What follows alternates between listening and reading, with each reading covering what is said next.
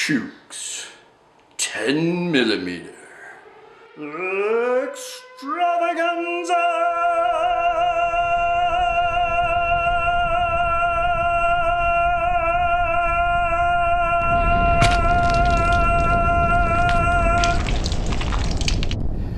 Greetings all, Chuke here with Chuke's Outdoor Adventures. Welcome to Chuke's 10mm extravaganza. Well, I've been talking about the Springfield XDM Elite line, their new XDM line of 10mm, touting that they are currently the top dog when it comes to striker fired, higher capacity 10mm for the woods. And I will stick by that. I am leaning towards them, but more and more I'm starting to maybe revert back to my Glock. This is my Glock 20. I've had this for years. It's kind of a famous Glock. Long Windy Road has featured it. Chuck from Alaska Ballistics has featured it. It's my tried and true trusty Glock 20. I got it from EDC Alaska, I don't know, 5 years ago, so a long time ago. Anyways, I'm starting to think that this may be the right choice for some people. And the reason why is I've done some testing, but really Long Windy Road has been putting out all these videos. He puts out like 1 or 2 videos a day, but he's got the new SIG X10. He's got the new, well, slightly new M&P 10mm, Smith & Wesson. He's been testing my Springfield XDM Elites. So he's just been doing a lot of shooting, and he's been shooting with hardcast, and he had malfunctions with all of the 10mm except for this. So the new SIG X10 has had problems from the beginning. It had problems with one of the mags. You know, we couldn't even rack the slide back. I think it's got slightly better, but just the slide was gritty, and one of the mags, you know, doesn't want to work full. And then the M&P, of course, his is good. So, I mean, he got a good one, but a lot of people got duds with the M&P 10. They've had a lot of problems with it, especially with heavier loads. But then when he started busting out with like the double tap, 230 grain stuff, he really started seeing problems in the other guns, except guess what? For this one. Now this has a Glock 40 stock Glock barrel in it, but he put a KKM barrel in it. He's shot this with this barrel, with the regular stock barrel. This thing just runs. I've never had a malfunction. The only malfunction this gun has ever had was Chuck's fault, and I think he was trying to sabotage me. He had a bad mag that we ended up figuring out was the mag, and we threw it out. I covered it in cheese dip.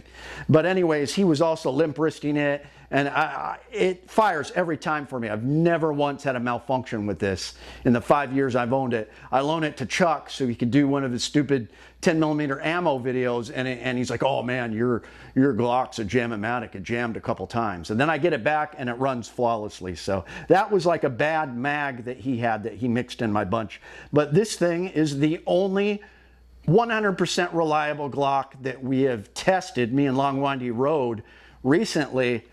I don't think you can go wrong with this. I think that even though it's blocky, the trigger is horrible,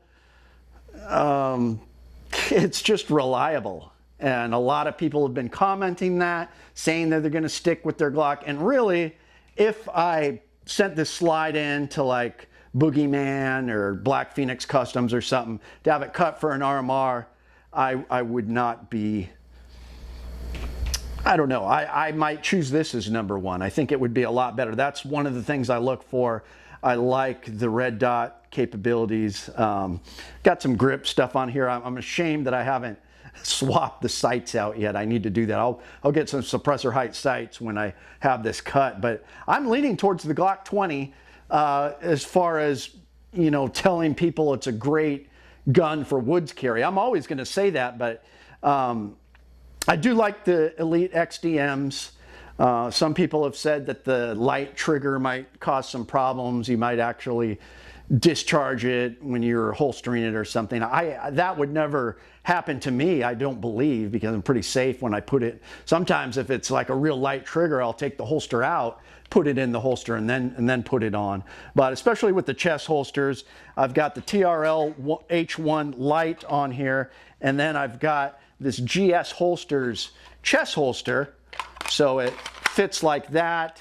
And then I've got a chest holster. This guy makes these here in Alaska. He goes to SHOT Show every year. Check him out. But he's making me one for the XDM, but I'm definitely not getting rid of this. I mean, this has just been a beast for years. I've shot bears in the head with this thing. You know, they were wounded that I had already shot with a rifle, but it dispatched them. I don't know. The Glock 20, don't discount it. The Glock 29 is amazing. The 40 MOS is pretty cool. You can put a red dot on that. I think this is a good option. What do you guys think? Let me know if you think all these new jack 10mm that are coming out are just a bunch of flash, and if you're going to stick with your trusty old Glock 10mm, because there's a lot to be said for reliability, and so far Glock is still king as far as reliability. I think the XDMs are still good. They're just slightly below it. I mean, there was that problem with the 230 grain double tap. I'm never going to use that. I'm going to use like 200 grain, which it has had no problems with. So might be a moot point, but still, you can't go wrong with one of these things. Chime in with the comments what 10mm you think is the best. My name is Chuke. I like to trade my guns just for fun, but now I have none. Oh, look, get shot by a bear, but I don't care. I got a 10mm. Chuke's Outdoor Adventures. Watch you all die every time, guaranteed.